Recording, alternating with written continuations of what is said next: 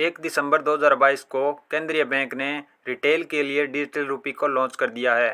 Retail के लिए digital rupee के पायलट प्रोजेक्ट के दौरान इसके डिस्ट्रीब्यूशन और इस्तेमाल की पूरी प्रक्रिया की टेस्टिंग होगी। इसको शुरुआत में 4 चुनिंदा शहरों में मुंबई, नई दिल्ली, बेंगलुरु और भुवनेश्वर में लॉन्च किया जाएगा, जिसे बाद में 9 और शहरों में विस्तार किया जाएगा। लेकिन आज हम जानेंगे कि इसे इस्तेमाल कैसे करना है और इसके फायदे नुकसान क्या हैं। देश में जब से डिजिटल ट्रांजैक्शन का दौर शुरू हुआ है, तभी से लोगों की कैश रखने की आदत छूट गई है, क्योंकि जब भी कहीं पेमेंट करनी होती है तो लोग भीम यूपीआई, फ़ोनपे, गूगल पे, पेटीएम आदि का इस्तेमाल करते हैं। कुछ इस तरह ही डिजिटल रुपी का इस्तेमाल होगा।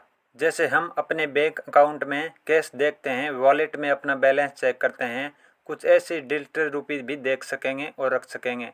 डिजिटल रुपी को बैंक के माध्यम से इस्तेमाल किया जा सकेगा। बैंक में जिस प्रकार आपका अकाउंट है, डिजिटल वॉलेट के लिए भी बैंक अलग से वॉलेट अकाउंट खोल के देगा। डिजिटल रुपी को 2 तरह से लॉन्च किया गया है। पहला होलसेल ट्रांजैक्शन यानी बड़े ट्रांजैक्शन के लिए, जिसकी शुरुआत 1 नवंबर से हो चुकी है। वहीं दूसरा रिटेल में आम पब्लिक के लिए, जिसे 1 दिसंबर से लॉन्च किया गया है। सीबीडीसी ब्लॉकचेन टेक्नोलॉजी पर आधारित होगा। पेपर करेंसी की तरह इसका लीगल टेंडर भी होगा।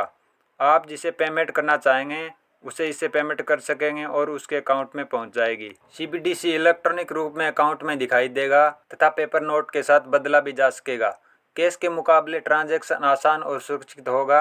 ये बिल्कुल कैश की तरह काम करेगा, लेकिन टेक्नोलॉजी के जरिए ट्रांजैक्शन पूरा होगा। एक तरह से इसे इलेक्ट्रॉनिक कैश कह सकते हैं। ई रुपी एक डिजिटल टोकन की तरह से काम करेगा, यानी सीबीडीसी आरबीआई की तरफ से जारी किए जाने वाले करेंसी नोट का डिजिटल स्वरूप ही है। इसका यूज लोग करेंसी की तरह ही लेन देन के लिए करेंगे। आरबीआई के अनुसार ई रुपये का डिस्ट्रीब्यूशन बैंकों के जरिए होगा। डिजिटल वॉलेट के माध्यम से व्यक्ति या व्यक्ति से मर्चेंट के बीच लेन देन किया जा सकता है। साथ ही क्यूआर कोड स्कैन करके भी इससे पेमेंट की जा सकती है। डिजिटल रुपये से फायदे की बात करें तो डिजिटल अर्थव्यवस्था को मजबूत करने में मददगार होगा। जेब में कैश रखने की आवश्यकता भी नहीं पड़ेगी।